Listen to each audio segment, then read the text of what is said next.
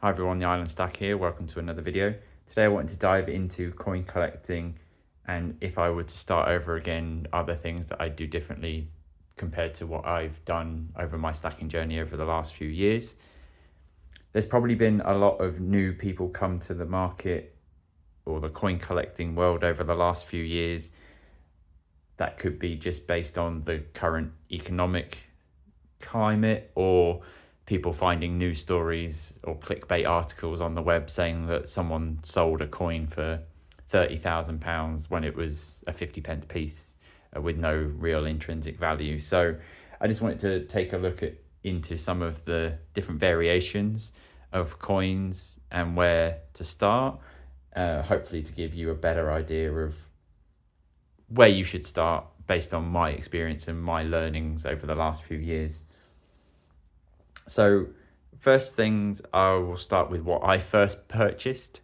You can judge me in the comments for my initial purchases. So the first coin I purchased was a 1 ounce silver proof from the Queen's Beast series. So the Queen's Beast Griffin, which I still have here. So this was the first coin that I purchased back in 2021 when I first started collecting coins. The Queen's Beast series is what kind of attracted me to the coin market based on what I'd seen of the series on the Royal Mint's website.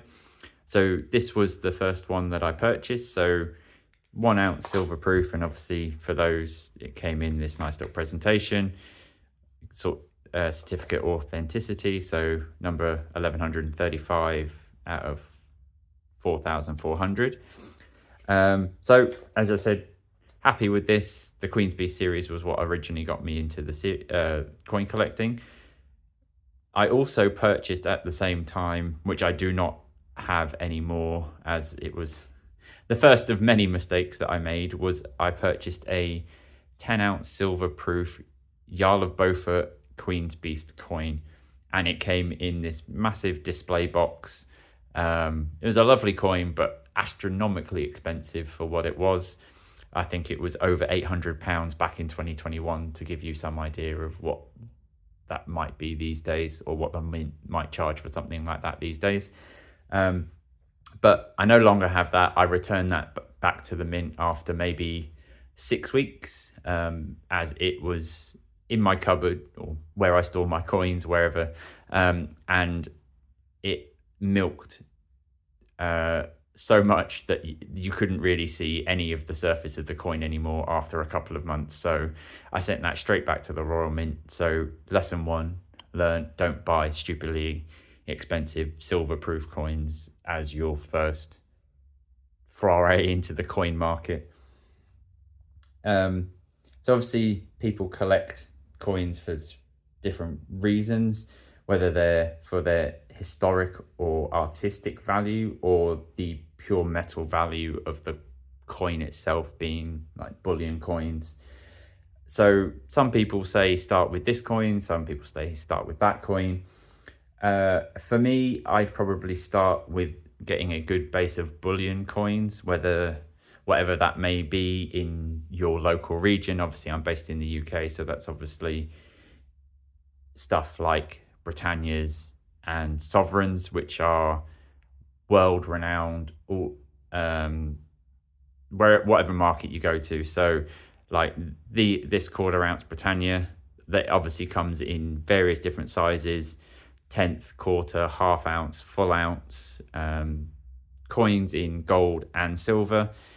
It's obviously one of the higher security, or it's got a higher security than some other coins from some other mints, due to the, hopefully the camera does it justice, like the wavy sea background and the holographic image here just at the bottom of the skirt there.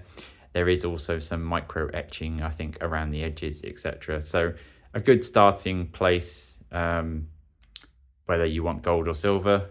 Likewise, the sovereign, again, world renowned, slightly less gold content than the 1/4 ounce, just based on its size, and it's 22 carat rather than 24 carat based. So you can probably see the slight color difference, where this one has slightly more copper in it, or more has copper in it. So it gets this sort of pink gold color rather than the sort of the yellow gold of 24 karat. Sovereigns are a good place to start. Generally can be bought very close to the spot price, and they have varieties, or they come in various varieties, whether they be quarters, halves, full sovereigns, double sovereigns, I can't even say the word, 5 sovereign pieces, I'll say that instead.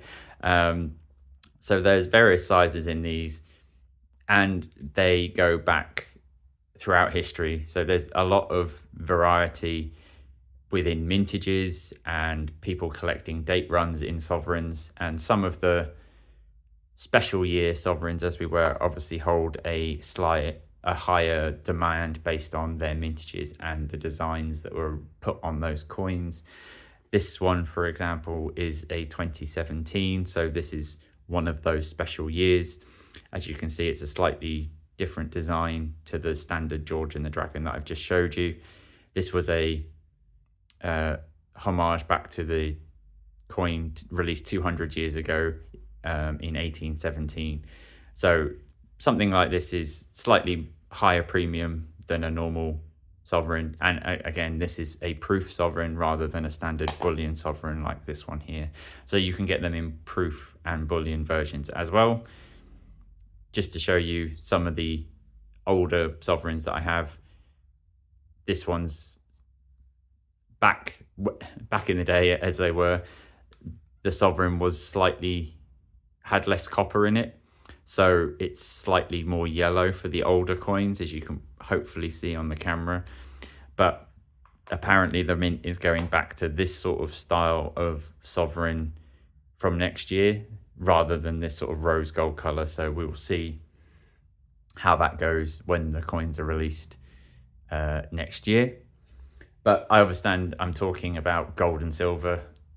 That's potentially out of some people's reach and a high barrier to entry for some people. Silver is easier to get into for bullion silver. They can start from around £25 depending on what kind of coin it is.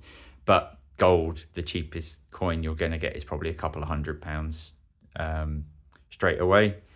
There is gold bars as well, like this 1 ounce bar that I've got here, which is probably about £100. So slightly lower barrier to entry, but there is slight differences between coins and bars, which I have discussed in other videos. But some of the main reasons is some of the coins issued in the UK by the Royal Mint are capital gains tax exempt, whereas bars are not. So something to bear in mind in the future, but not something that should put you off collecting, whichever route you go. So something that you could do if gold and silver is potentially too high a barrier to entry is start collecting circulating coins, or old coins that used to be in circulation.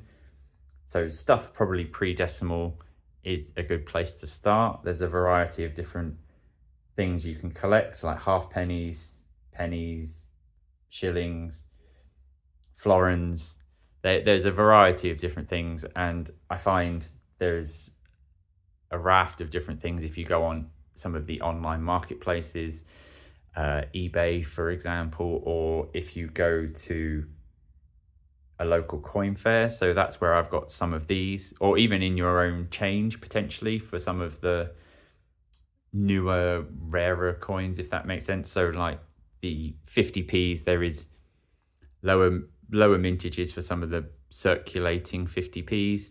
This one's obviously one of the more recent ones, but stuff like the Kew Gardens 50p that has the tower on it has a low mintage of 210,000, which is very sought after. So a standard circulating 50p, if it was the Kew Gardens ones, generally go for a couple of £100, if not more.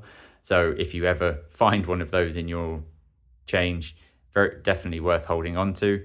There's a variety of different other things, such as the Beatrix Potter coins, the Olympics, those kind of things, Commonwealth Games. Not necessarily also just restricted to 50p's. There's 10p's, which had the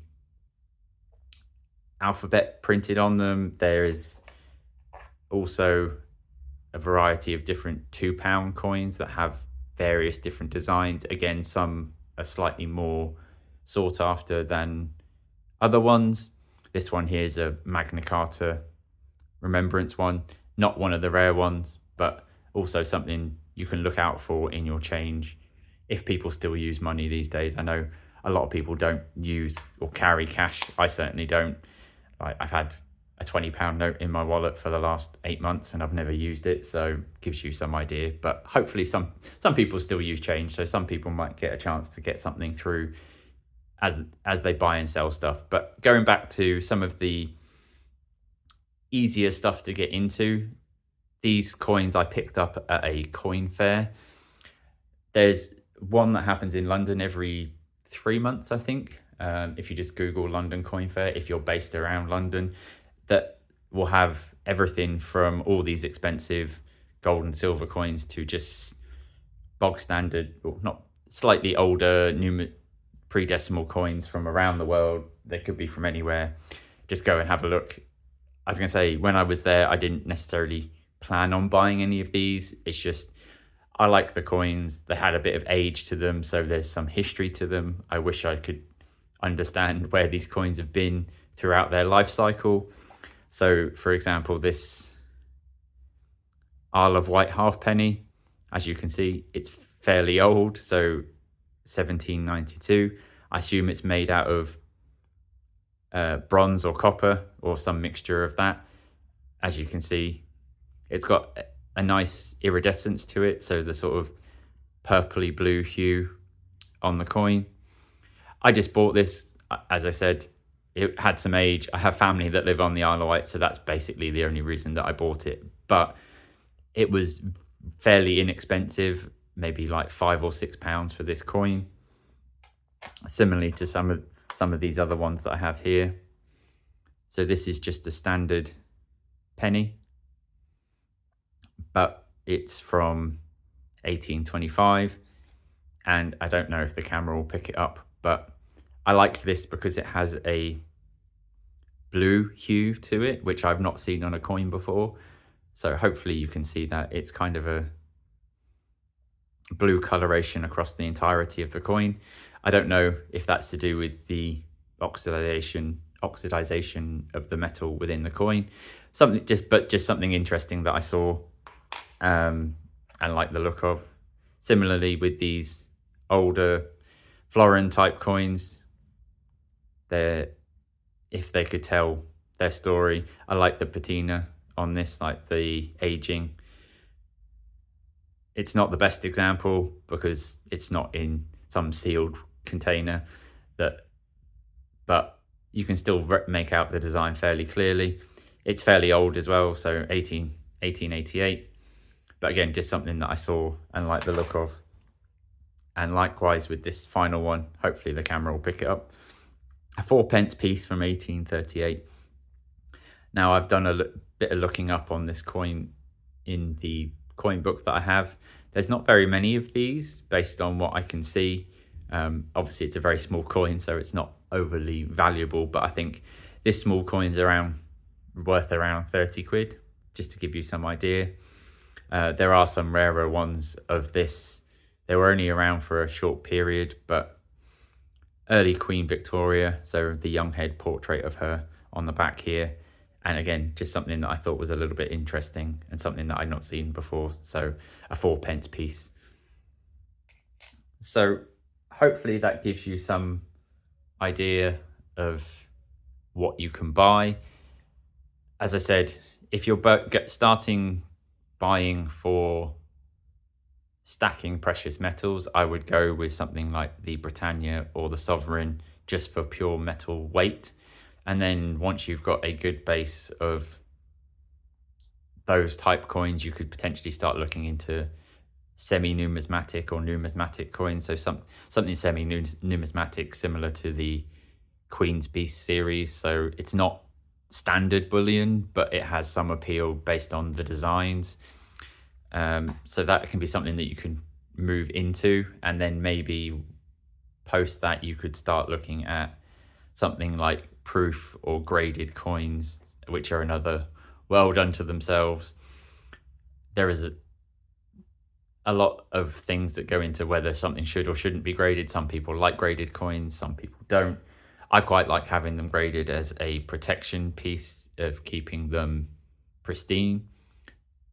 They may add some slight value if you get a decent grade on a coin, for example.